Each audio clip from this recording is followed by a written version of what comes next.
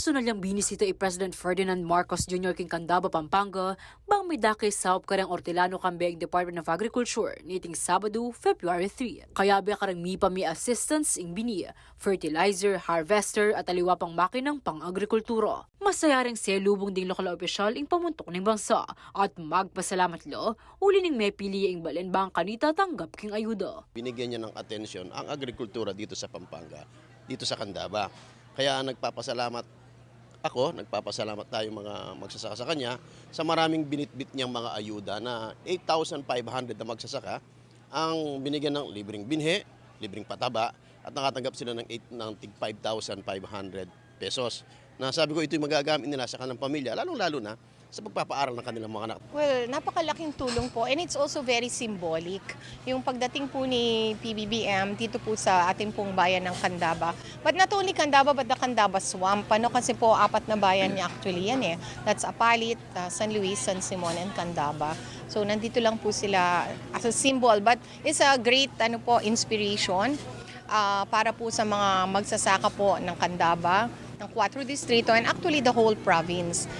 We are very humbled, also proud kasi talagang nakilala po yung contribution po natin sa agrikultura dito po sa Pampanga. Samantala, masaya ng belit ang Marcos Jr. karang Candabeño ing meging tagumpyaking agrikultura king milabas sa banwa.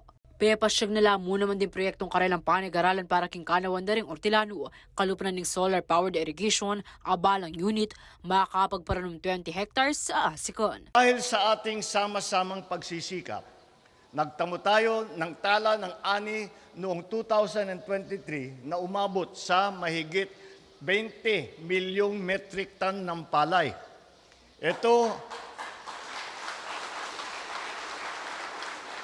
Ito ay nagpapakita ng 1.5%, 1.5% na pagtaas mula sa nakaraang taon o dagdag na mahigit na 300,000 tonelada ng palay ang inaidagdag sa nakaraang taon.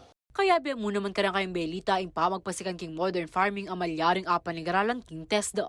Aparte king may sabing programa, magbalak yan naman ni Pangulo Midake pang karagdagang saw para karing Ortilano. Binulong ko yung mga kailangan ng mga magsasaka dito na tuloy-tuloy yung pagbibigay niya ng mga ayuda at magbibigay siya, nagpapahanap sila ng 3 to 5 hectares sa akin.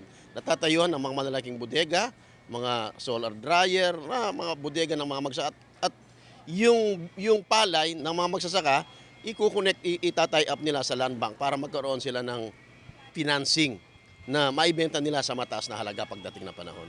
Samantala, metong karang maragula problema raring Ortilano lakas na kimbalan ng Candaba, ing banwa-banwang pamanalbog. Inya naman, balaos pamurin kano yung pamanigaralan ng gobyerno bang kanita makagawang permanenteng solusyon. Ako, Ingke Kain Talasuyo, Liana Kanilaw, ating pusong makabalin.